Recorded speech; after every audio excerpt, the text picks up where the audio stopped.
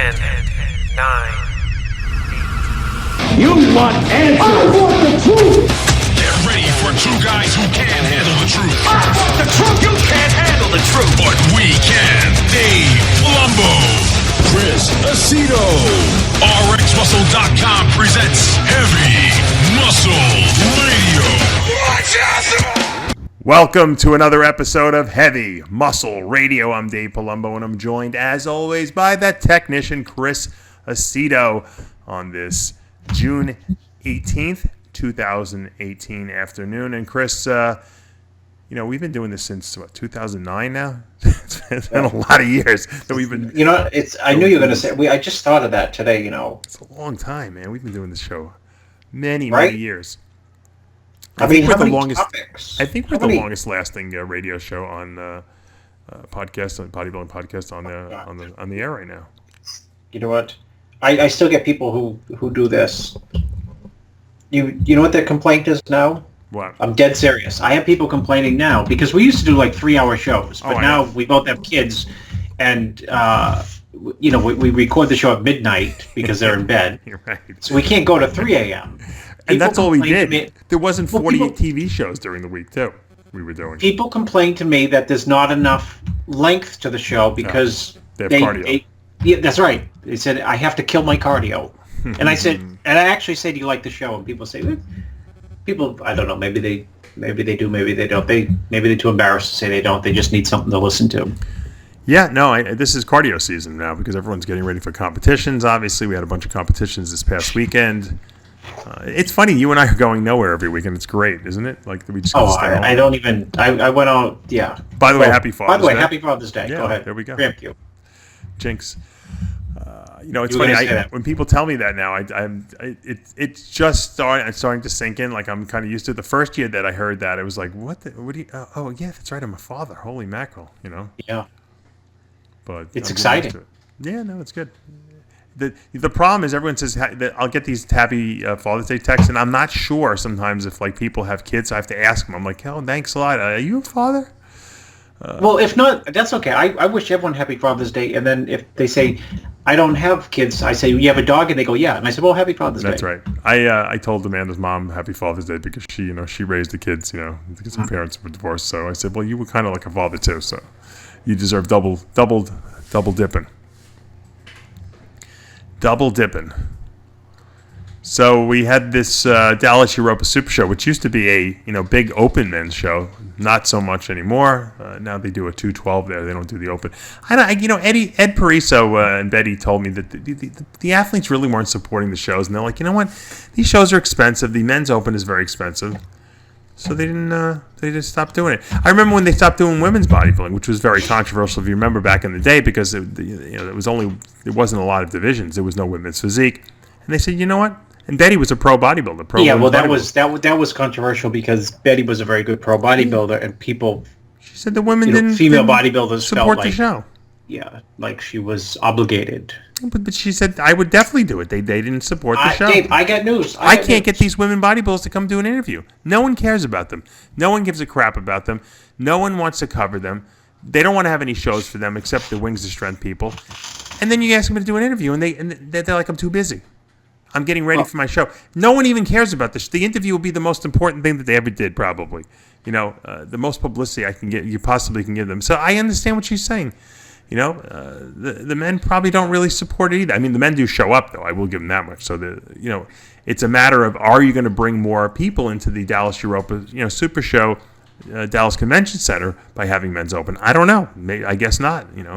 They do have an awful lot of other divisions. They had wheelchair and figure and 212. They had figure. They had bikini. So they had a bunch of divisions. Actually, I don't think they had bikini this time around. But so they have to pick their battles, I guess, of who they want to have. And the 212 was good. It was a good battle. I mean, you helped Craig Richardson in this one, and he narrowly lost to Alex Cambronero, who was on a rip a couple years ago. And did I hear correctly? Did you tell me that he had a car accident? Someone told me. Yeah, that's old news. When did he have the car accident? I don't know. Eons ago. Oh. I think, right? No, because I noticed. Look, we're going to talk about this. It was the decision because it was not Alex, according to the scorecards, won unanimously. I once again, we weren't there, but we did look at pictures and we did look at a couple things, and we have to analyze what went on. But I did notice something in Alex, and I've never noticed this before. His head is like slightly tilted in the pictures I'm looking at him, off to the right. And it's not just on like certain poses. He obviously has something wrong with his neck or something like that. Mm-hmm. And I hate to say it because I feel bad for him if it did happen from a car accident. It's annoying to look at because it throws his symmetry off, and I'm sure it drives him crazy too when he looks at the pictures. Because I got one shoulder that slumps a little lower than the other one, and when I do muscle in the morning, I see it all the time, and it drives me insane when I see it. And I try to correct it when I'm doing the show, and then I look even worse because it like contorts my body. So I know I know what's going on. I don't know if mine's caused by my shoulder, my bad shoulders, and or my spine is twisting as I get older. But he obviously has something wrong with him. I don't know if I'm sure he's gone to chiropractors and stuff like that. But it is a little distracting, and I've noticed that his legs are not as good as they used to be. So I'm wondering if that has something to do with it. Also, maybe he can't squat because of the neck. But and I don't want you to say anything. You can answer after this because you obviously helped Craig. I don't see how Craig lost to this guy. Aside from the fact that he's got a smaller waist and he's got really good abs, I just don't see Craig losing to him. But, we weren't there in person. Let's break it down a little bit. What do you think the judges might have seen in Alex Cambronero that would have him unanimously beating Craig? It would have to be almost exclusively judged on upper body stand and relax V-taper and front double bicep, because Craig wins, I would say, without doubt, the front lat spread. Even the front double, if you could argue that he wins that. He definitely wins the side chest in my view. Probably side tricep because Alex is, from the waist down, he's weak from all angles in terms of leg development. Yeah. And, and when it comes to glutes and hams, I know I hate to overemphasize glutes and hams. I love to overemphasize. I know. Well, in this case, Craig's got glutes and hams absolutely. For days, and Alex doesn't have glutes or hams. No.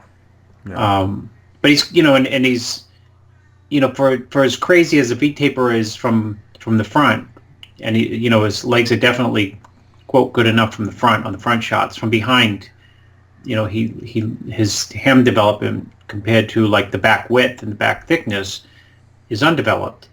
Yeah. So, and condition-wise, I think, I don't, I'm not there to judge the condition, but it seems like all around Craig's in as good condition, if not better condition, than Alex. Yeah, I was shocked by the decision when I heard it. Because Craig had texted me Happy Father's Day, and he wanted to pick up some species supplements or something like that for me, and I said, I can't believe you didn't win the show. I said, he's like, I'm not too bad for an old guy. He's not even that old. Was he like 43? Well, he wanted to win the show. No, but I thought he should have won the show. I don't see how he lost the show, to be honest with you. But once again, I wasn't there. But like you said, the legs. There's really only maybe one or two shots Craig loses to Coburnaro. Plus, like I said, it's a show based on symmetry. He's a little off, because of that neck, which is a little distracting too. I'd love to talk to. I have no problem with the. I'm not distracted by that. I'm distracted by. How could you not be distracted by it? Look at it. It's a terrible thing. I feel for the guy because I know that no one wants to have anything wrong with them. As a bodybuilder, we're looking for perfection, but it is distracting, and it's a bodybuilding show. You judge symmetry, don't you? Yeah, you judge you judge balance and symmetry from like the irony. You don't judge from the neck up, right? The whole package. It's the whole look. You judge everything. Yeah. If the guy didn't if his whole body was tan and his face was white, the judges would say you should have tanned your face, right? Yeah, I've heard it before. I've heard that. I've heard people say it came down to 1 point. It was distracting. Your face was too white. Yeah, it was distracting. But I heard it. I've heard it said. So if your head is to the side, whether you're doing it purposely or not, it's distracting. And a judge, if it wasn't purposely, the judge would be like, "What are you doing up there? Right? Why are you doing that? It messed up all your poses." So even you got a point. He can't help it, but it doesn't matter. It's judged. If the guy only had one leg on stage, and the rest of him was flawless, he's missing his leg still, right? You got to judge the leg. You got to judge the fact that he doesn't have a leg, and the other guys on the lineup in the top 5 have legs. So. You see, Jose reminds me that he did Teen Nationals with Craig in 1994. Craig won the Teen Nationals, right? Yeah, he did. No, Jose said he was incredible. Yeah. I remember actually how he looked. He did look incredible. Craig is a very humble guy, though. You'll never hear him You'll say never. that I should have done this, or I'm awesome, or Never. I'm great, or he's always like, I suck, I did all right, He has I don't know if it's a lack of confidence or he's just a humble guy. Not bad for somebody 48. Yeah. And then his buddy, then Harley will get him all riled up, Oh yeah. His buddy's been. Harley's been with him forever. Together for 25 years. Yeah, they've been together for a long time. They've been training partners. Right? Yeah, no. His training partner has been the same training partner. I know 25 years. I know them both for a very, very long time, and it's a great crew they got over there. He's, and Craig's a family guy. What's he got like? He's got a lot of kids. I don't even know how many. He's got kids that are they're in their 20s or something. And he works a full-time job. So this is a hobby for him, even though he's a pro bodybuilder and makes money. A little bit of money in his pocket probably. Well, it's the whole idea of he loves doing it. That's why he does it. He's 43 and his skin texture. You said it before the show started. Go ahead. Who'd you compare him to? Who did Dexter. I said if he gave 100% of his time to bodybuilding, like Dexter did, and didn't work a full-time job and didn't have to raise all these kids and just took it seriously, because Craig doesn't take the off season very seriously. When he starts dieting, he gets serious. If he did that, he'd be another Dexter. He'd be winning 100 shows probably, because he's been competing so long. But Craig takes it. It's kind of like I said. It's kind of like a cool hobby that he happens to be very good at. Unfortunately, I wish I had hobbies that I was that good at. Yeah. But look, it's got to be a nail biter that he lost this, and I'm sure he's pissed off, even though he'll never admit it. But I know Craig. He'll show up at another show in a week or two somewhere else and probably win and get the invite to the Olympia. But it does hurt when you lose a show like this, especially when it's pretty clear cut. It's funny, the judges didn't even give him unanimous second place votes.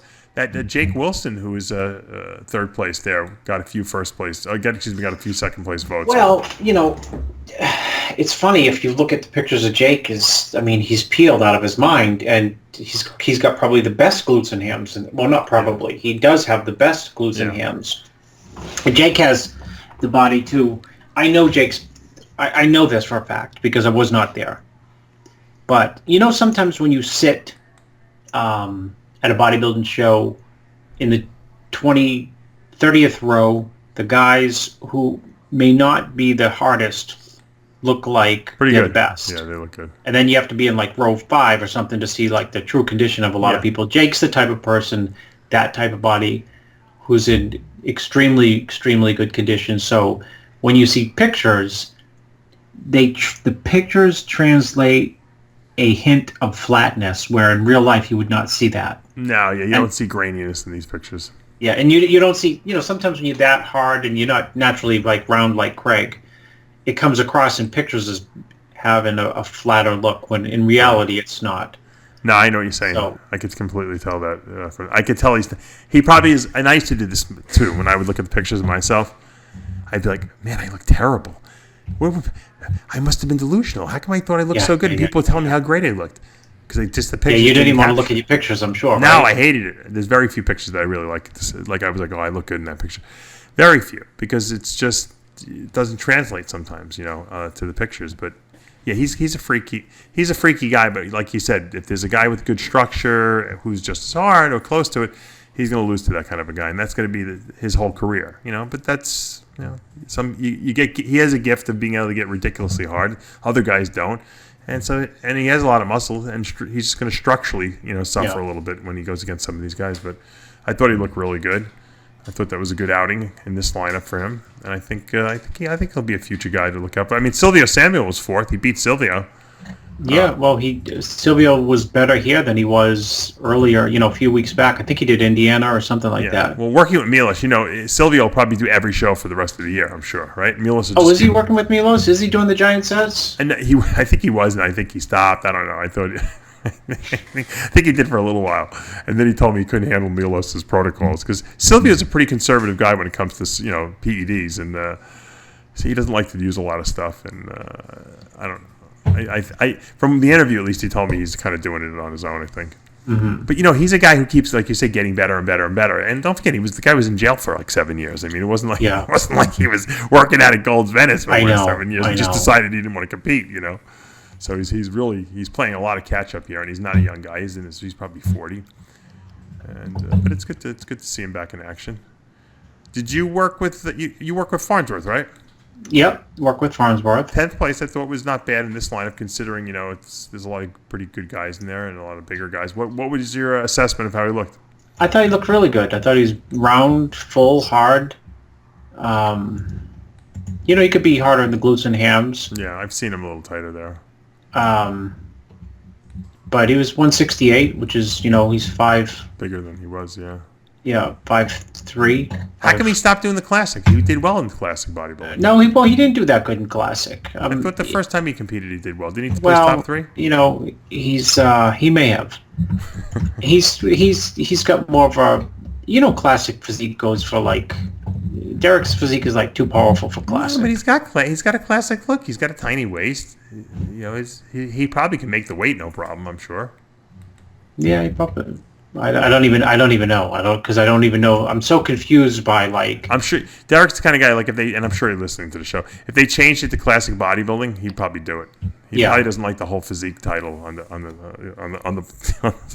listing, where it says classic physique. He doesn't like that. What happened to Cody Montgomery, 12th place? I bet a lot of people didn't even know he did the show. Play the clip from. Well, I said what you said on the radio from 2 weeks ago. I said, Chris, this guy's never going to be able to suck down another 15 pounds and make weight again. I said it's just too traumatic on the body. Yeah, here's what happened. Because people want to know, and it's just the way it panned out. Because if you look at him here, Cody only does well and makes weight when he has to get sick and throw up for like 3 days. No. Before the show. The fact is, he was 229 before the before Toronto. Okay. And he had to suck down to 212. Right. And Toronto was 2 weeks ago. Mm-hmm. So you can get someone from 229 to 212 in, let's say, a week's time. And getting ready for that show, Cody had asked me, am I going to make weight? And I said, he said, I'm going to make it, right? I said, you might not. You might not. Right. And he made it. And then after prejudging, right, after weigh-ins, so he weighs in at like 211.999. And ironically, Zane weighs in at the same exact weight. Right. And they both ate like crazy after like prejudging. Mm-hmm. And I know for a fact that they both went on stage at like 220. Right. So for this show, think about it, because you predicted it, and I tried to poo-poo your prediction, even though on the radio show, even though in the back of my head it kind of stuck with me. You said his body's not going to be able to do it again, not in that short period of time. So he has 14 days. He blows back up to like 226 right after the show. Mm-hmm. By doing water. What? Water. Yeah, by just drinking some water and like eating a hamburger. And then he has to come back down, switch gears again, come back down to 212. Another struggle to get down. And this time getting down was easier because the body's like, it's been there and it's... Let me even tell someone... having a hard time hold on to the... Let me finish. Okay. It can't hold on to the crazy roundness right. 2 times in a row. That's what I was going to... It's an electrolyte issue. Yeah. I did a show once... Wait a minute. Dave, okay. You nailed it to the core. Explain that. Well, I'm going to tell you, I did a show once. I decided the night before I was going to do a show. I wanted to requalify. I think it was like 275 or something like that. I dropped like 17 pounds overnight with diuretics. Looked really good for the show. Went out to eat that night after the show. I won the show, by the way, the New York Metropolitans, easily. You like the pictures or no? I don't think there were any pictures. Remember that no one took pictures at local shows. No. There was no photographers, only the national shows. So I do, we used to have the throwaway camera pictures. You couldn't even see anything. So we go out to eat. I'm at TGI Fridays eating burger, fries, whatever my normal, fare, maybe some chicken quesadillas. And all of a sudden I can't feel my legs. And I've told this story before. I couldn't feel them. I'm like, something's not right. I can't move my legs. And everyone's like, come on. So I'm like, I can't even, I couldn't get up if you paid me $1 million. Can't feel them. So I started panicking a little bit. And then I'm like, you know what? I'm eating a lot of salt. Maybe it's an electrolyte issue because I did dehydrate an awful lot for the show. And so I said, all right, don't panic. I waited about 20 minutes, 30 minutes. And all of a sudden I started getting the feeling back in my legs. And Ronnie Coleman would be, that's because the salt has to get down to your toes. It takes a little longer, right? So I realized that I really severely, electrolyte depleted myself. When you lose that much water, you got to lose that much salt with it to pull the water out. The diuretics flush salt and water follows. They don't just flush water. And that's what I did. So I'm thinking, when you do that to someone like, you could drop a guy like Cody, you drop a guy like Regan, 20-something pounds. There's a lot of sodium you're losing with the water. And when you start, drinking after that show, your electrolyte balance is all effed up all over the place. It's not going to go back to normal in a week or two. It's going to probably take a month before it goes back to normal.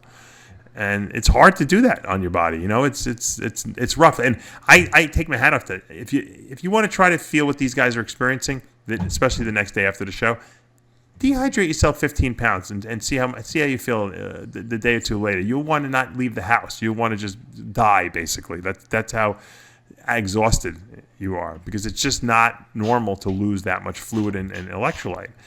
And it's probably not healthy for you, too, I'm sure. Okay, so I have a question. Yeah. The Ask Dave. Because that's so you rehydrate back to the same weight. Mm-hmm. Why does your body have two radically different looks? I'll give you the example. 229 a week out from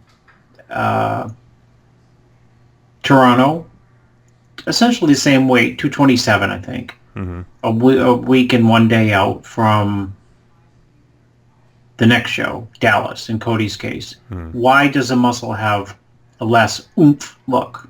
Because the sodium's not in the right place. There you go. The electrolytes haven't gotten back to the right spots yet. So sodium should be outside the muscle with a certain amount inside, and then more potassium inside the muscle, and it hasn't equilibrated yet. It's still all messed up. Your water balance is up. It's like right after a show. Bob Prescott would say, he used to say, recompartmentalize. Recompartmentalize. When you make, that's a serious. It's not like if you drop like 3-4 pounds to make weight, your body recovers pretty easily from that. Yeah. When you go over 10 pounds difference, when you're that lean already, you're taking electrolytes and water out of the muscle. You're not losing fat. The last 3 days you're just dehydrating a person's body, and it just doesn't bounce back. That's why I always wonder how these boxers make weight. These boxers suck down like 10, 15, 20 pounds to make weight. Ask Scooter. Sometimes I know. But it's got to kill your strength. I would think. A day or two later when you're boxing in the ring, it's got to be way better to not have to suck down. You got to feel way better and stronger. So it's the difference is for boxers is it doesn't matter if they're holding a little water, because they're not being judged on their physique. They're being judged on their performance. Yeah. So but even still, your muscles do not feel strong, because the electrolytes are not in the right place, and it's the careful, precise balance of sodium, potassium, calcium, magnesium that actually makes you strong. That makes your muscles function, enables them the actin myosin to contract and relax. And when you throw that balance off, they don't perform well. That's why powerlifters, what they do is when they make weight, they go and eat everything in sight and drink tons of salt water, and electrolytes, because they don't care if they blow it out of control. As a matter of fact, they're happy to gain more weight because then it makes them stronger.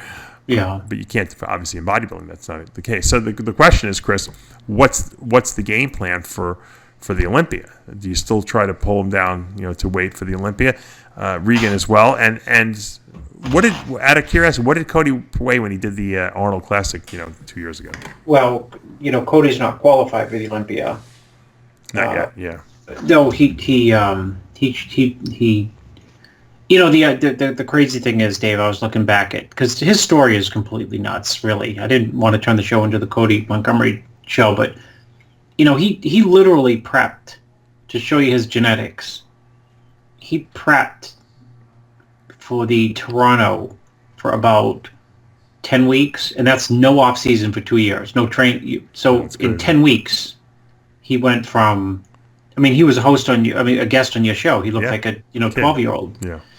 He went from like skinny and tiny to, you know, second at that show. So he was 233 in good shape for the Arnold, like 234 maybe a week out. So he probably went on stage, I bet, there at 229. Okay, so I think it's 230.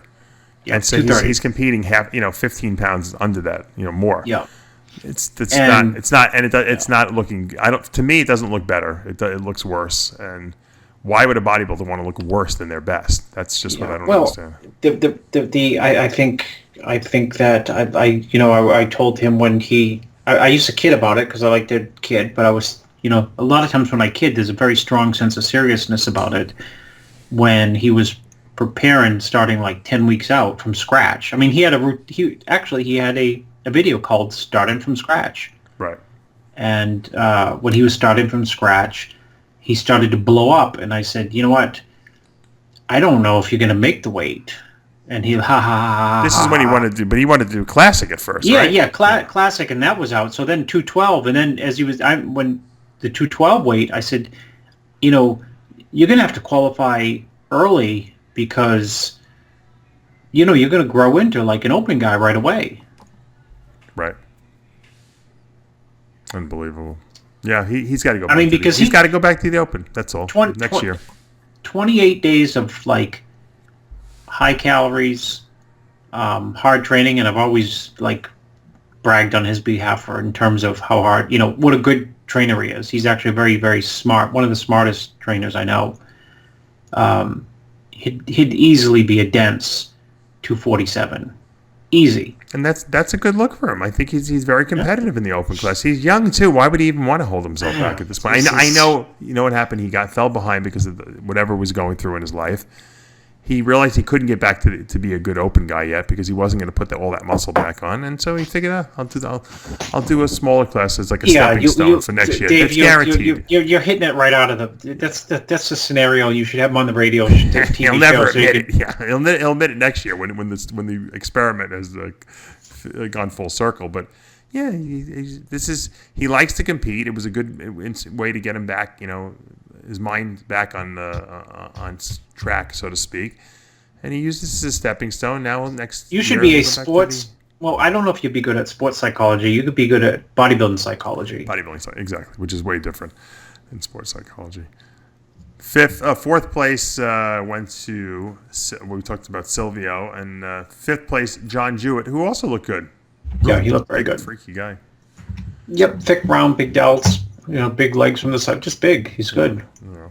So it was a good lineup. They had 17 guys in the lineup. It was way more bodybuilders in this lineup than than at the Junior Nationals, which we'll get to in a little bit. Well, did you work with Lenihan again? Yeah. No, he was eighth. He looked good. What it was very hard. Huh? What was the deal with him? What do you think he needs? Needs more back thickness and probably a little bit more tighter in the back, glutes and hams. If he brings them down a little bit further, he'll probably be not flatter, but just a little smaller. He's a guy, though. You look at him a week out, and he's like a freak show. And I don't know. He just doesn't. He maybe he looks better alone than in the lineup. That's bodybuilding, right? Yep. That's absolutely bodybuilding. If you look at his stand and relax, he looks freaky in the stand and relaxed. Yeah. He looks freaky in the front lat spread. All the shots, he looks really freaky, and then his back could use more thickness from. I'm looking at pictures now. The pictures, he's a grainy guy. The pictures don't pick up grain. We talked about that earlier, but I know what he looks like. I've seen him in person. He's like you let him pose in front of you, you think the guy's going to win the show, and then Yeah. in the lineup he seems to get lost. I don't know. Maybe his physique doesn't have as much wow. I don't know. But maybe he needs more size. I don't know. What does he weigh? He's about 200 pounds. 200 pounds. Yeah, he needs more muscle. That's you just answered the question right there. So He's 200, and you got Craig. You know, I mean, you got people shrinking. This is the thing with the 212s too. Who is 212? You know what I mean? I mean, there are people who are 212, but a lot of the Jake, Craig, Craig was a Zane, good open body. I mean, there's very few people who are not dropping Sure. at the end 10 to pretend that they're 212. Yep. And if you can make it, good for you. Craig was a great open bodybuilder. He's won pro. He won shows. Yeah, he won the Toronto Pro. Yeah. And he's won 2 shows, I think. Yeah, so He won the Toronto Pro one year at I think he was 212 or 214 or something. This is a good. He's basically given himself another career, so to speak. Since he had 40, now he's like, oh, you know what? I'll beat up on some of these 212 guys. I don't need to be the biggest open guy. I'll just be the biggest 212 guy. Which, with his straight shape and structure, he can pull it off. So take your hat off to him. Harold Kelly won the men's pro wheelchair again. This guy can't be beat. He's always winning. He wins the Arnold every year as well. They had a great figure lineup in Dallas. Martina Yapakova wins again. I think she won it last year as well. Tanya Wheatfall in second. And in the third position was Maud Exantis from Hollywood, Florida. Never heard of her. See?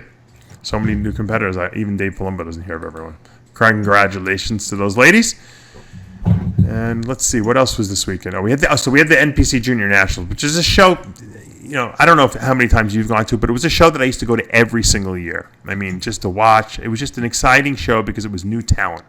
It was It was that next step people took from the regional level before they went to the the Nationals or the USA or North American. It was like a stepping stone. Nowadays, people don't even give a shit. People think, oh, I won one show. There was 2 people in my class. I'm going to Nationals. That's how they think nowadays. Yeah. If you don't have it, because they have so many pro cards now that if you don't have a pro card, like, you're a loser. Back when we competed, no one had pro cards. Very few people had pro cards. If you could place top 5 at the Nationals, you were like a freaking superstar. Yeah. Well, it's not even that. It's a prediction. I think people probably laughed at me when I said it on the show I think when Classic first started, I said, this is going to take over. And, I helped somebody who won the Super Heavies, and he looked great, but there were 4 Super Heavies. Right. Well, you're talking about the bodybuilding division being very, very sparse. Lightly This used to be a show that oh my gosh, how many people compete in the light heavies? 35? It was insane how many people would be in these lineups. I mean, you'd go there and it was like you were at Nationals. It was nuts. Not everyone was great, but because there were guys that were, like I said, making that transition. But that was the thing. I mean, I remember '95. I'm like, I'm doing Junior Nationals. I'm like, this is the show. The year before I did Junior USA, I said I wanted to place top 5. But Isn't that funny? You won it in 95, right? I won the heavies, in 95. That was the year after Craig won the Team Nationals. How long ago was that? Yeah. And you got like kids going on, broken shoulders, and he's still competing. Exactly. And Jose. Yeah, and Jose too. Well, Jose was a natural guy, so it took him a little longer to get to that elite level because he was doing Team Universe 16 years in a row.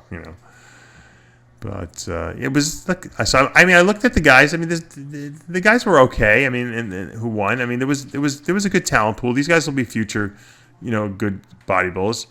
I like the guy who won the heavyweight class. That Austin kid, Austin Connolly, looked really good. Matter of fact, I thought maybe, well, I guess not. In the overall, the other guy was a little freaky. No, this kid was light definitely heavyweight. Yeah, Light heavy was overall. Very was really good. Detrick Lewis. Yeah, he was in. It's a conditioning show. He won conditioning. Yeah. He won on conditioning. Who he reminds of? Well, who does he remind you of? The kid from Texas, the same guy from Texas. No. He looks just like the kid I'm thinking of right now. The guy from Texas, right? He's not from Texas. The guy I'm thinking about. Oh. The guy I'm thinking about is from North Carolina. I don't know. Or South Carolina. Hollywood Glenn. Looks just like him. He's got the same face. They could be brothers. I think he's harder than Hollywood Glenn, though. If Hollywood Glenn got as hard as him, he'd be winning, killing people in every show. Yeah. Yeah, no, this kid's got good legs, good shoulders, good arms. You know, Completely reminds me of a Hollywood Glenn. You know, like when Hollywood first came out, hit the scene. And if you remember, Hollywood won the USA, right? Yeah, he won as a light heavy. He won the overall. Yeah, who did he beat it for the overall? I didn't agree with that decision, by the way, but neither did I. There was someone there really good. I can't Listen, remember. it never ends. We're not agreeing with the Hakeem decision, the Craig decision. Now we're going back retroactive 10 years. Yeah. I don't. You know what? I don't think. I got. By the way, you know, I'm sure you probably saw it, but I got. I noticed after we talked about we did that whole wrap up of last week's show where we thought that Hakeem got, you know, completely, you know, that he should have won the show, and that, you know, even though we liked the way, what's his name looked. Why am I blocking him out now? I just had him on the show. Who won the show last week? Griffin. Oh yeah, even though Charles Griffin looked great, we just thought that Hakeem was better. So Griffin got insulted because, you know, we're always saying how great he is and giving him like praise. He's like, man, those guys really dogged me. You know, he took it personally because we really didn't say he looked bad. We just thought Hakeem looked better. I mean, and so he went on like MD and he did an interview with them and he was like, yeah, Dave. The whole interview was about me basically because, you know, Blackman's like, yeah, talk about Dave. That get us more hits. We don't really care about Charles Griffin. Just talk about Dave. So the whole interview was like how I didn't know what I was talking about, and I said that he lost every pose except the side tricep because I said Hakeem's gut was hanging out, and I said, and so I texted him afterwards. I said, look, I said, we thought you looked the best you ever looked in your career, but I still think Hakeem won. I said, so come on, I'll interview you. I said, we'll have fun with this. So he said, fine, because we're friends. So he came on the show this week, and if you guys watch the interview, you see I busted his balls a little. I said, you know, I got to be honest with you. I thought that was the best you ever looked, but I thought that Hakeem was better. I'm sorry. You know, that's just the way I felt. I said, I don't think you beat him in many poses. He said, well, I didn't beat him in every, you know, he started like realizing, well, maybe Dave's right. I said, but look, you know, Chris and I weren't there. And I do know one thing about Charles Griffin. He's an amazing poser. He's got a tremendous amount of energy on stage. And that really projects. And when you're sitting in a judging panel and two guys are really close, the guy who's really more charismatic on stage can you know, win a show from that. You know, we've seen Arnold bamboozle people, you know, and won shows like at the 80 Olympia. You see him backstage, he didn't look that great. You see him on stage, all of a sudden he's a winner. I don't know how but if you break down the pictures afterwards, you don't see how he won. You know, so that's just a guy who has good stage presence. It could really, you know, push you over the edge. But that was, you know, not to make the exact comparison, but I thought it was a relevant, you know, type of thing. You got to have it all, you know, and that's what we say, the total package, you know. Yeah. Well, you know what? I think that, having said that, I think that, you know, coming up at this year's Olympia, I don't think the top 5 are going to be the top 5 this year. You don't I don't think so? that. I think Hakeem is going to make a push. You know what? The Olympia audience loves something freaky to look at, right? Right. Whether the judges get behind him or not, Hakeem can make some type of dent if he replicates what he's been replicating. I think Juan, even though I thought that Hakeem beat Juan, having said, I think Juan is improved a lot and could be in the mix if somebody's off. I don't mean top 3 and 4 mix, but I think like that hard to break through top 6. Right. Depends on how people look. I think Charles Griffin may be on that edge. I think that Steve Kuklo is going to surprise people.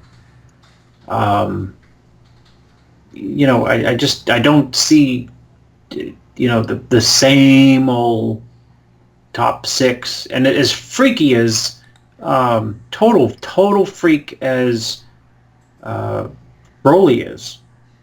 I mean, he's got like 2 different physiques right now. He's got the Arnold USA, you know, and he's got the Arnold Australia look. It's just like last year. He has the Olympia prejudging and Olympia finals look. Mm-hmm. In other words, he's definitely a concrete top guy, but you know, things can happen. I was just thinking that the other day. Anyways, how I, you know, it's been the same five the last few years. No, you're right. It'll be interesting to see. That makes it exciting when there's a possibility of a mix-up. But for some reason, we always think that, and then it's like and then it the doesn't same happen. guys. Yeah, it's the same guys. Yeah. And then Dexter comes out and say, "Yeah, he's." In other words, it would be look. People want to see Phil get beaten this year because no one wants to see him tie the record. So he's going to have to be his best. For him to really. I think if he comes in a little off and someone else is close, it could be a reason the judges say, "Hey, let's." We don't want to give another guy eight Olympia titles. So I think Phil is really. I think we'll see Phil at his all time. Yeah, I think we're going to see him at his best too. In terms of, I don't know what all time best is because physiques change, waists get wider, pecs get a little droopier. He's still young though. I don't think he really has any of that going on yet. Ronnie started having a little bit of that like toward the end of his competitive career because he was in his 40s already. Phil's still in his 30s, so I don't think that Phil has any of that going on. But there's definitely his waist is definitely thicker, yeah, without a doubt. But he's gotten thicker, Mm-hmm. Let's see. So, Detrick Lewis wins the men's overall. No, what do you think about this no pro card for the men's bodybuilding at the Junior Nationals? I've been complaining about this for the last 10 years, but I mean, they give it to men's physique now, right? It doesn't make. And classic physique. We'll put it this way. How about this? How could you give classic? Classic physique a pro card and not bodybuilding? Well, how do you have these?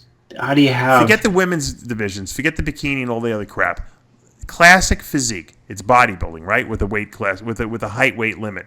How could you give that overall a pro card and you don't give the men's bodybuilding a pro card? Then they want to know why there's 4 people in the classes in men's bodybuilding. Why would you do men's bodybuilding when you can go to classic and get a pro card at that same show? How do you have NPC affiliated pro shows throughout the world with, in some cases great caliber, in some cases not great caliber, handing out pro cards? Right, but I understand why they're doing that because they need pro cards in these other countries. Just because the talent pool is not as good doesn't mean that Italy shouldn't give a pro card, to the winner. That's just the way it is. But in the United States, the Junior USA and Junior Nationals was always, at least the way it was initially started, it was a stepping stone. It was never a pro qualifier. Then they decide, we have all these, we need to have more figure pros because we have so many contests. We'll give a pro card at the Junior Nationals and the Junior USA. All right, so they started doing it then they came out with bikini. Well, we'll do it for bikini too. Then they came out with men's physique. We'll do it for men's physique too. Then they did women's physique. So why not at that point say, okay, we're giving every other class, every other division a pro card. Give the men's bodybuilding one pro card. It makes no logic. You'll see so much. Sense. The turnout would be so much better. It would give guys. Are you kidding me? Listen, right? Who's the promoter of the show? Junior Nationals is Pam Betts and Steve. Okay. So I should have thought Steve Carroll's involved. There's your answer right there. Okay. Well, let's just talk about Pam Betts. I've been watching all the video on these Instagrams, like all there's every routine is on Instagram if you want to watch from the Junior Nationals. Except it's not on your Instagram. It's not on my Instagram, but it's on everyone else's. I wonder if Steve Carroll's sending out the feds to police department to raid these people's houses and take their iPhones away from them. Yeah, he's going to call up Robert Mueller to come over to Dave Palumbo's house and confiscate his BlackBerry. Speaking of confiscate, Chris, you remember I had my laptop that weekend at Nationals when I got kicked out. I had my laptop stolen right before that. It wasn't a good. It was from Whole Foods. They got the lady, right? I got it back. I got it in the mail. So tell the story what happened. They got her on what? Hidden video. Well, the woman went to Whole Foods and stole like an orange or something like that and got arrested. Okay, and obviously she's a career criminal and she's going back to the same place and stealing from it. So when the cops came and everything like that, one of the sergeants who was there said, this woman looks really familiar to me. I think I saw her on a surveillance, and he remembered my case because I have that unforgettable face, right? He went back and they looked at the surveillance stuff that they had on file from robberies that took place at Whole Foods, and sure enough, they find my case and they find the picture of her, and they're like, "Holy shit, this woman stole his laptop." So they contact me and they asked me I think we got the woman who stole your laptop. What was your laptop worth? I said it was worth $2,500. They're like, well, that's grand larceny. Now we got her. So I said, he's like, obviously you want to press. I said, press charges, of course. I said, I want my laptop back. Is really where I want restitution. That's really what I want. I had to buy another laptop. So listen to this. So this has been going on for the last 6 months, back and forth. They showed me a picture of it. They said, "What's the serial?" I said, "She shaved off the serial number." I said, "It doesn't even matter what the serial." I said, "It's my laptop. What are the odds of this woman stealing a Dell XPS, which is a very expensive, Dell laptop that looks exactly like mine, and it not be mine?" I said, "What's the odds of it? Send it to me. I'll plug. I have because I kept." She stole it. Well, I had the charger. You could say what's on there. You would know everything that's on there, right? I would just say my name as soon as it opened up. So they said, "Well, and they're like, why don't you send us the charger?" This is the defense attorney asking for this. I said, "Send you the charger. Your freaking client robs me out of Whole Foods, steals my $2,500 laptop. You want me to go out of my way and send you my charger?" I said, "Are you kidding me?" So he's like, all right, fine.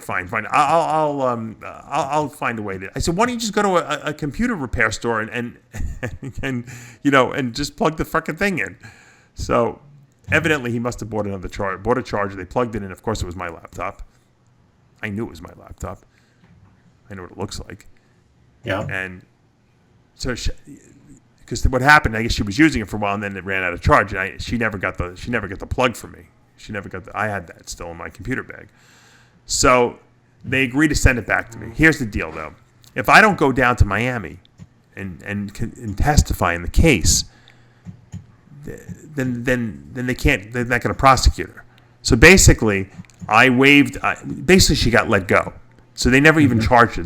Why? Because you're too busy to go. Because I'm too lazy to go down there and press charges. So I agreed to take the laptop in lieu of her being prosecuted, which I basically told the ADA. I said, "Look, now you're basically condoning. You're telling her go steal again because she got away with it. All she did was give me back the thing she stole 6 months later and erased all my data on it.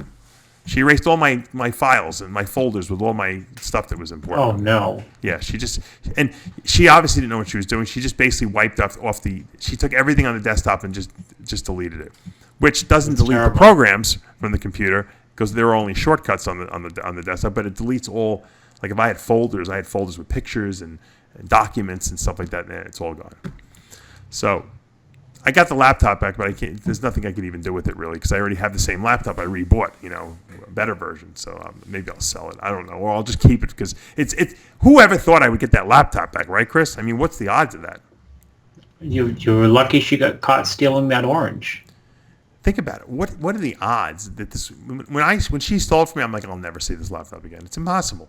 How could we ever find this woman? Think about it. Even when I saw the security camera photo of her and I had the picture, I'm like, can we do anything with this? They're like, no, I mean, not really. I said, unless we find this woman, she gets arrested for doing something else. I said, well, she probably will be, but I said it as like a joke, but I figured I'd never get my laptop back again. I figured she pawned it or something like that. She didn't. She had it. And the only reason she turned it over, obviously, was because she didn't want to go to jail. It was a bargaining chip for her. I should have. You see, if I didn't have kids, I would have just added. You would have gone over there and said, you know what, I Dave, believe me, I know the minute you. But you know what? I don't even care. To be honest with you, I don't care. I really don't care. I don't have time to waste. I'm not at this point. I'm not God. I'm not trying. Well, you have no time. Pass judgment. You know what? The stupid thing is she'll steal again and get caught and wind up going to jail. So she's obviously not a good thief, and she obviously steals from places that have security cameras. So you got to be pretty stupid to do that, right? I guess so. Well, she didn't know there were cameras there. There's cameras everywhere. That's the point, right? Well, you always said, Chris, everywhere. Didn't you say that there's a better chance of you getting the computer back than getting an apology from Steve Carroll? Yeah, I did. Well, I did actually say that. No, I did. I know you did. That's why I'm reminding you. You were right. I got the laptop. I'll never. Well, you were right about Cody trying to rehydrate and dehydrate, and I was right about the lady who stole the orange in the computer. Oh my God. Yeah. So once again, old, promoter of the Junior Nationals, also, or he really helps out Pam Betts. Steve Carroll, you'll never see a pro card for the Men's Open because they'll never lobby for it because you know why? Because they don't care. They don't care. They don't care about bodybuilding. Steve Carroll doesn't care. If you had a promoter in there who cared, Steve Weinberger, I guarantee there'd be a pro card for the Men's Open. There'd probably be 2 pro cards. No. And there would be a pro card for Junior USA too. And I think there should be at least 1 pro card for the overall winner. Yeah. Think about it. Trey Bennett's been telling me for years. He goes, you know what? Every class in my Junior USA is packed except men's bodybuilding. He goes, you know why? I said, of course I know why, because they don't give a pro card. He goes, of course. But now that they have classic physique and they're giving a pro card, how could you not give a pro card to the men's open? I don't. For what's the reason other than convention? In the past, they never did it. They changed everything else. They're giving 2 pro cards per class at the nationals. Why can't they give 1 for the junior nationals? No, it makes total sense. I That's mean, why you have 4 super makes heavies, sense. 8 heavyweights, 8 light heavies, 2 welterweights, 3 welterweights, 2 middleweights, and 2 bantamweights. That was the whole show. Yeah. So that's what you get. I remember back in '95 when I did the USA, there was 4 middleweights in the USA. The reason why there was only 4 middleweights is because they didn't give pro cards to every class winner. It was the only overall. So these middleweights figured, why should I do the USA? I'll do the nationals, because the nationals they give a pro card for the middleweight class. And so people strategically pick their shows according to how they want to do. Yeah. No, I think you're right. I think if you had at least one, well, just take a guess. If you were giving out 1 pro card to the overall winner here, how many more competitors would there be in this show? Double. Would be double. Yeah, I Which agree. is still not a lot, agree. but it's better. And Well, the what reason if they were given 3? What if they're given 3? No, Triple? then it would be packed. Yeah, it would be packed. But here's the problem. The classic physique is stealing all the bodybuilders. You said it. And it's happening because it's easier in classic to do well. You don't have to be as big. Okay, it goes back to why guys do men's physique to start their careers off, because it's easier, because you don't have to be as big. And classic is you got to be a little bigger than men's physique because you have to have legs, but you don't have to be as big as open. Yeah. Easier. I'll get a pro card at classic and then I'll do open if that's really what I want to do. It's easier. I don't blame these guys.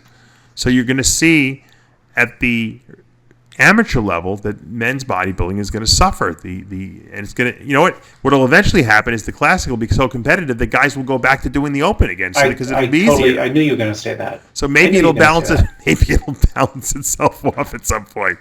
Who knows?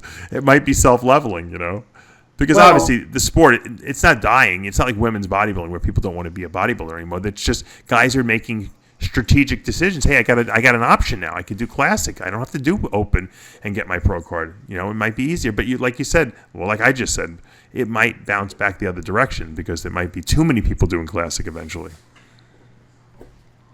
But it's good that there's another option. I like it. I don't think it's a bad. I think it's a great class. I think it definitely belongs there. I'd still like to see them wear posing trunks. What about you?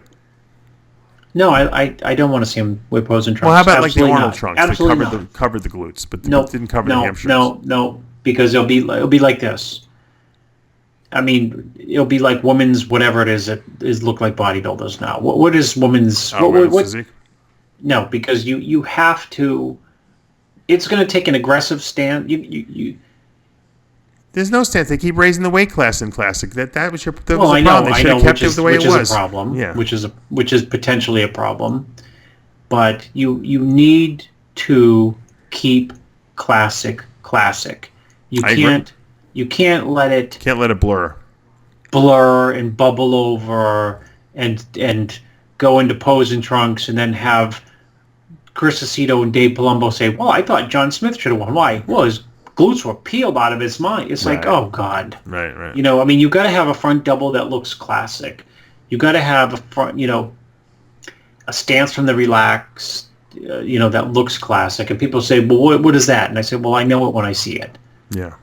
And just because you have a vacuum, that's not classic. No. You have to have classic flow, line, shape. I mean, those are all important characteristics of keeping the division growing, and keeping the lines clear, because what happened with bodybuilding, which tended to breed classic, is just you'd get guys with freaky mass winning shows, and people would argue and say, yeah, he's freaky massive, or he's gnarly, but he's not a better bodybuilder than this guy, and people wouldn't, who are new to the sport, wouldn't even be able to draw that distinction. Right. No, I think classic, there's definitely a need for it, and it filled a nice void. And we're just going to have to see it equilibrate. I think a lot of people went right over to Classic thinking everyone thinks they're a Classic guy. And eventually it's the guys that don't do well will go back to bodybuilding. And so it's funny. There's so many good Classic bodybuilders around. There's so many good Classic bodybuilders around, but there's so many Classic bodybuilders who aren't Classic who are doing Classic bodybuilding. Yeah, isn't that funny? Well, you know what? These promoters are making a lot of money because these guys are crossing over. They're doing both.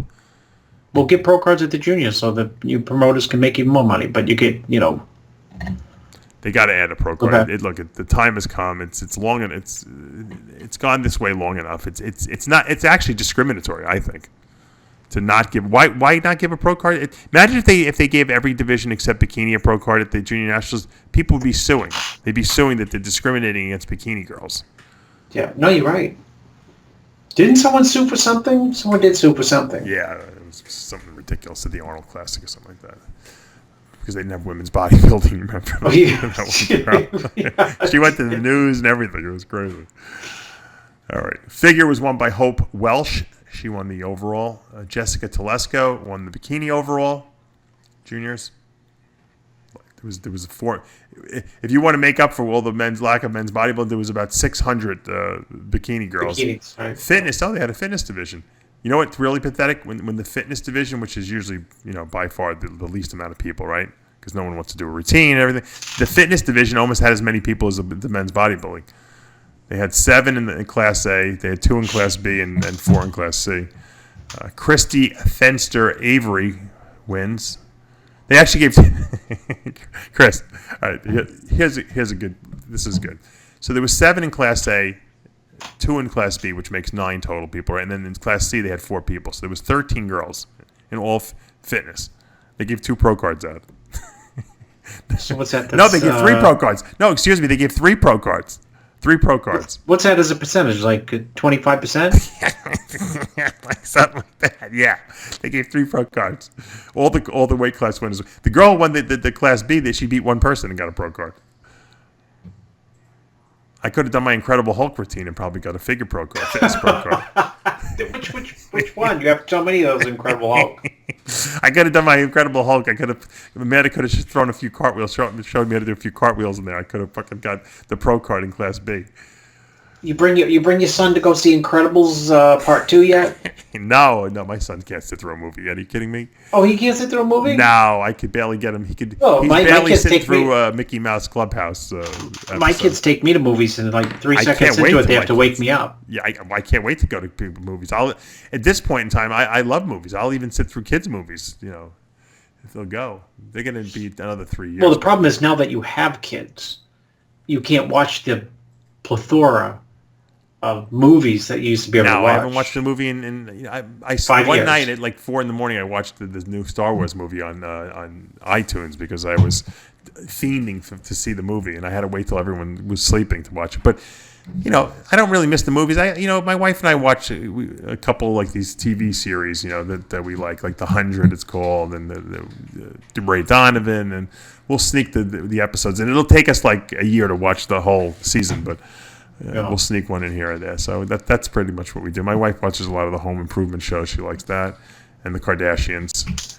And She we loves both the watch. Kardashians, I like huh? the pool shows because because eventually at some point when the kids get a little older, we're gonna get a pool. So we're always watching all these like elaborate, extreme pool shows, like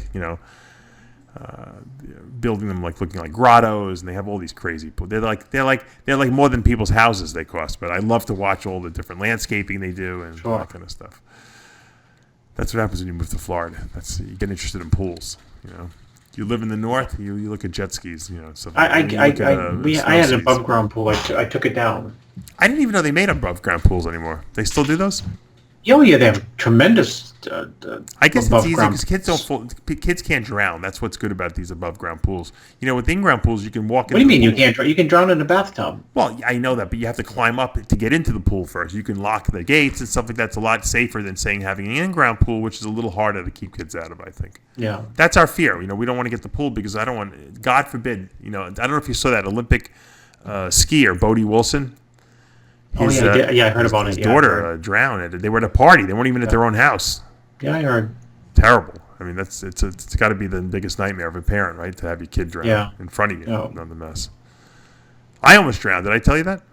No, when? Recently, or No, when I was a kid, I had been practicing in camp, swimming, and they said they have the deep end at this. My grandparents used to take my whole family away to the Catskill Mountains, to Sachs. What was it? Sachs Lodge, I think it was called. And Sachs Lodge was a Jewish guy who, whatever, had his own hotel up there, and my grandfather was going there for 30 years. Every summer they go there. That was the Jews used to do that. They would go to the Catskill Mountains and they'd listen to the comedians, and they would hang out at these fancy hotels. We would go. Is it still there? No, they're all. I think they turned everything in casinos now. It's a ghost town up there. But so we would go up there every year, and they had the pool there. And finally this year I'd done swimming enough where I was able to jump into the deep end and swim. I had learned how to swim. So my uncle Luis, my So this is on your mom's side, right? my mom's side, right? Yeah. So my uncle Luis, who was married to my mom's sister, he was a guy from Ecuador. He was a doctor, actually. He was in the deep end, and my cousin and I, his daughter and we were jumping in the thing and swimming to him, and they said, okay, that's it, we're done. You guys jumped in 40 times or whatever. We're gonna go eat dinner, and I'm like, I want to go one more time, and so I ran around, and of course I wasn't listening. They're like, no, jumped in the water.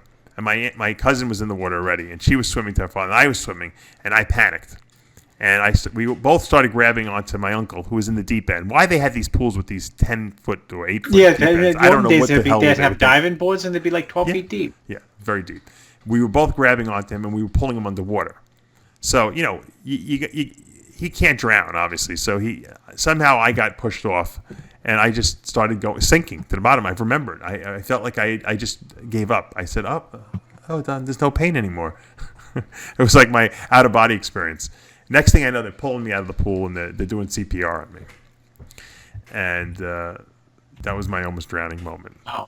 And luckily, I wasn't traumatized by that at all. Like, it didn't get scared. The water didn't scare me. I panicked. I could have swam. I don't know why I panicked. Why I didn't just swim to the wall myself? But I panicked, and then that was not good. Now my sister, the same weekend, decided that since everyone was jumping into the pool, she was going to jump into the pool. But she was 4 years younger than me. She didn't know how to swim. So my sister jumped in the pool. My sister jumped in the pool, walked right off the ledge into the pool, and someone pulled her right out of the water, because she was like a little kid, but she was traumatized by the water for the rest of her life after that. So those are my pool experiences. So drowning is a real problem. You got to be careful. So it's nerve wracking as a parent to have a pool. God forbid, your kid drowns in your pool. You want to kill yourself. Yeah. So we're gonna wait till both kids are good swimmers. Probably be another 2 years or something like that. Man, she's laughing in the backdrop. Yeah, my daughter's 6 months old, and then I got her swimming like Mark Spitz by 2. We'll see. Are they taking lessons now or no? No, Logan's gonna start lessons. He's very reluctant. My daughter will probably be swimming before he does, even though he's got a 2-year jump on her, because he's very stubborn. He doesn't like to try anything new. He's like my father, basically. Well, kids are either afraid of water or not afraid of water. I was petrified of water. Yeah. So I brought my dad a Father's Day card. I drove up to the assisted living, gave him the card. He's like, read the card. He read the big print, and then he asked me to read the small print, and it was like, basically it was a nice card. I made it on my computer, whatever. He likes when I make stuff. So we're sitting there. He's like, I guess I should say Happy Father's Day to you, right? I'm like, oh, that he remembered that I have 2 kids, right? I said, Dad, I'm impressed. Do you remember my kids' names? He's like, hey, what are you talking about? I said, you remember my kids' names? He's like, I'm your kid. Oh my goodness! Thought I was his father. That's funny. I said, Dad, you're my father. He's like, I am? He goes, oh yeah, I am. What am I thinking? I said, what's my son's name? He's like, Logan. I don't know how he remembers my son's name. He remembers my son's name. I think he even got my daughter's name the other day. No, he didn't get it? No, my Amanda said no. He got Amanda's name? He doesn't know. No, he calls Amanda Claudia. Consistently, though. Consistently. So I guess that's a good thing. Yeah. There was another guy, and this guy Jarvis. He's a new, like, my father used to be the only guy on the floor. Now they got a couple of other guys, and this guy's he's moving around the wheelchair, but he got up and he's walking around, and he's completely, his memory is shot. Like, my dad is like 1,000 times more sharper than him, but this guy is mobile, which I don't know if that may be more dangerous. So Jarvis is in my dad's room. My dad's over there, like, causing all kinds of problems with the nurse there. My son's running around like a lunatic. My daughter's crying, and I'm like, Jarvis, you got to get out of the room. I said, I'm trying to be nice to the guy. He probably was like a Navy SEAL or something like that. This guy when he was younger, but I'm like, Jarvis, you got to get out of the room. And I'm like, and I thought my son like pooped his pants, but my wife's like, well, I just changed him, and I'm like, it stinks in here. I said, maybe it's my father. My father must have pooped his pants.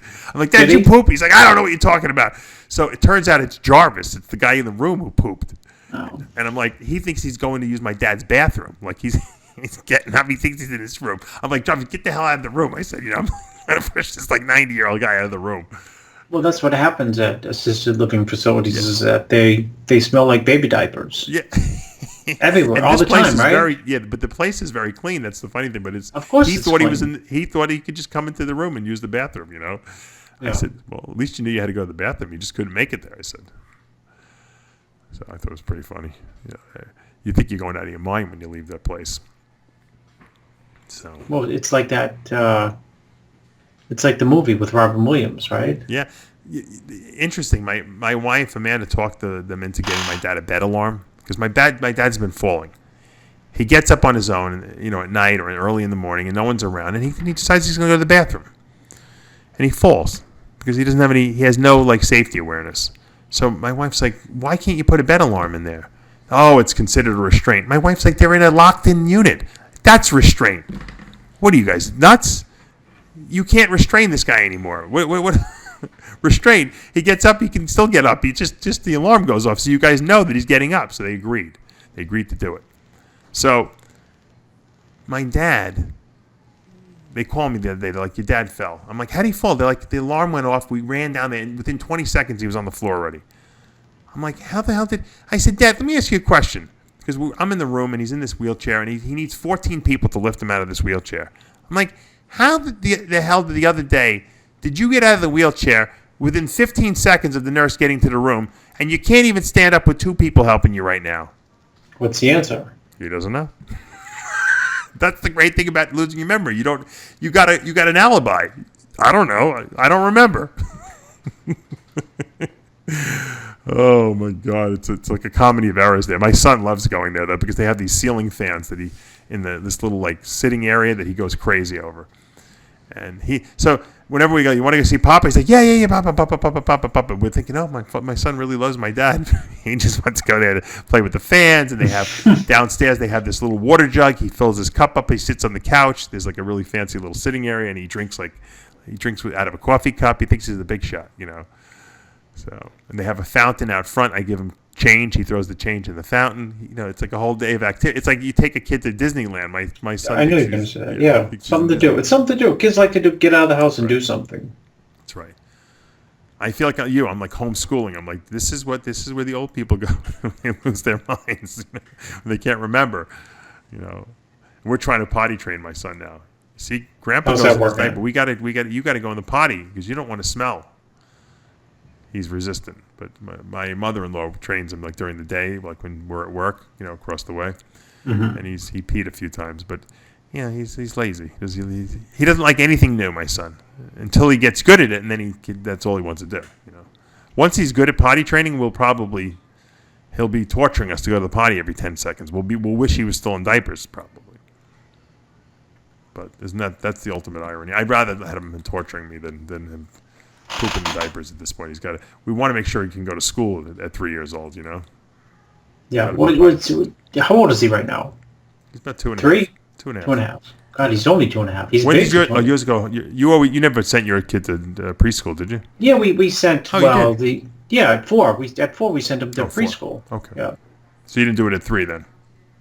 No.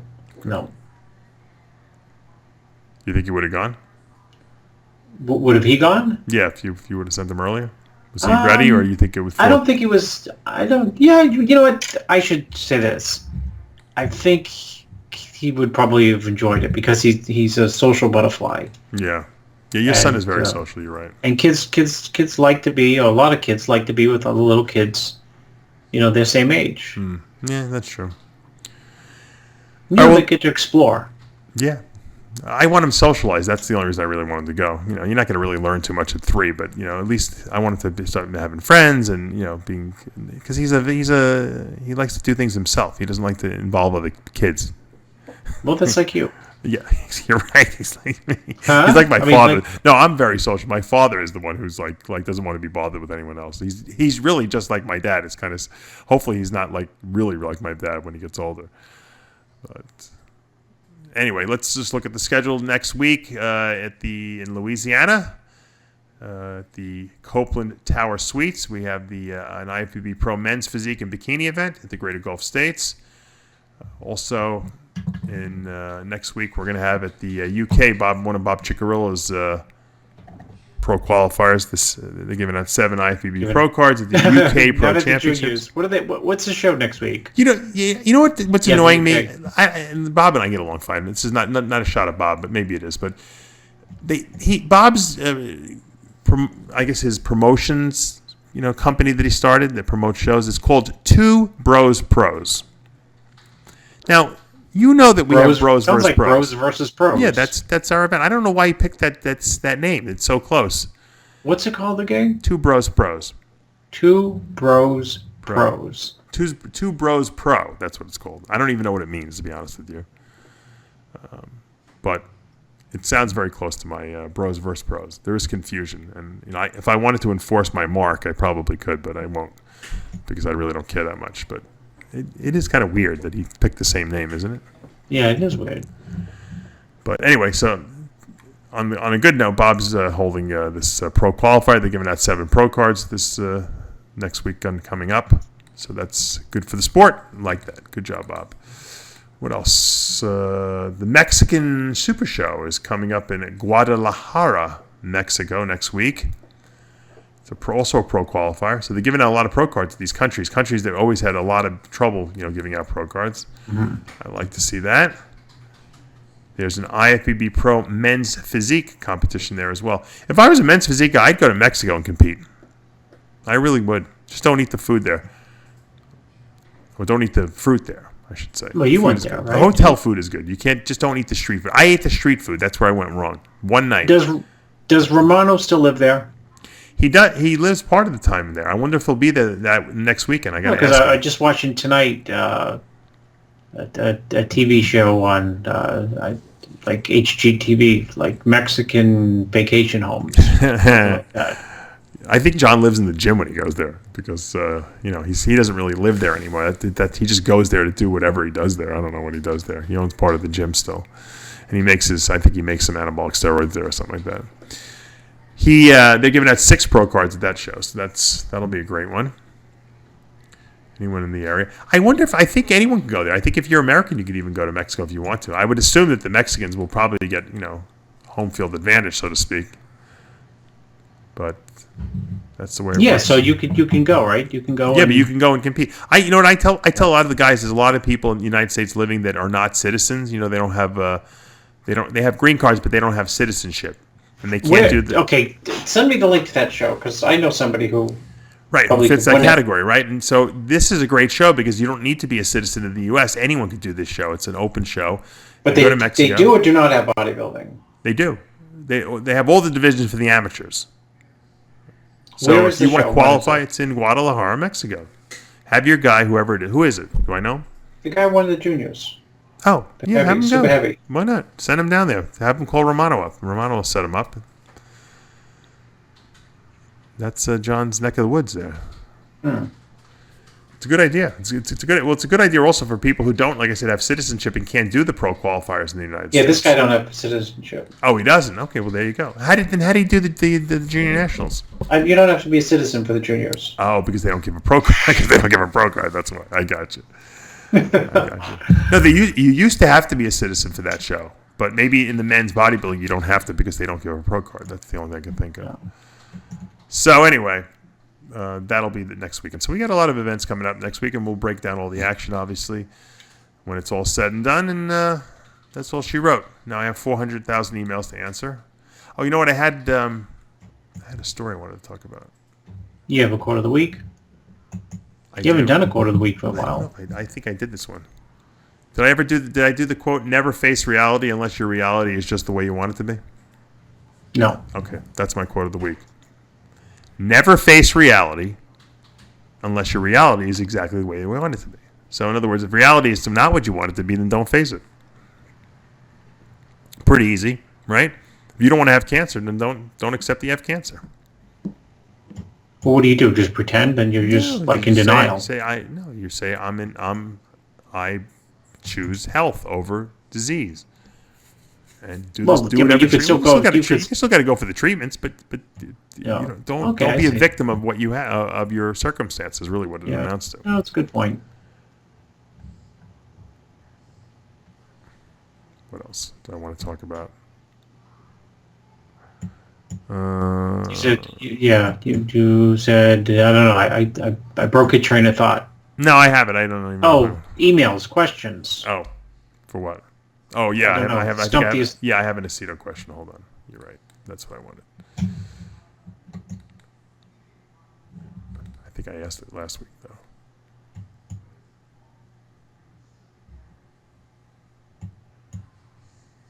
Oh, he's wondering if you got all his books Chris doesn't have your books, Derek, because I haven't sent them to Chris yet. How to Live to 100? You've had that 100 years. How Not to Die, yeah.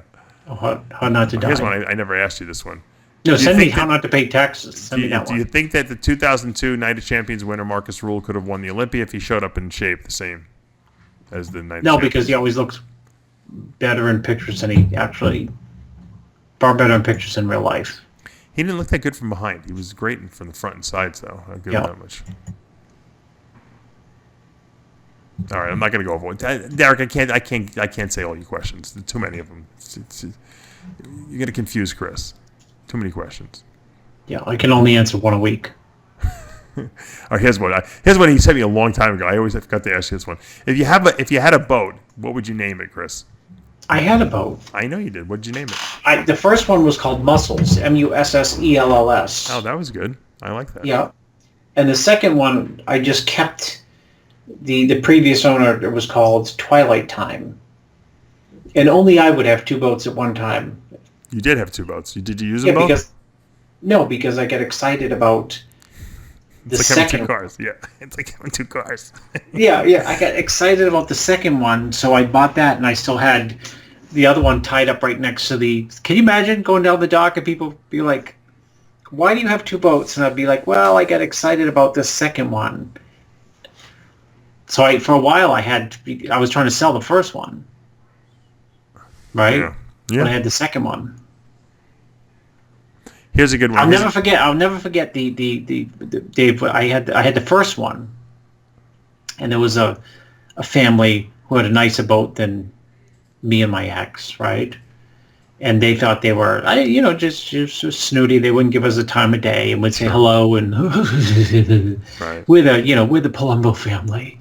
Don't you know who we are? And then I showed up. I bought my boat in City Island down in New York, right next to Bob Preston's house. Right.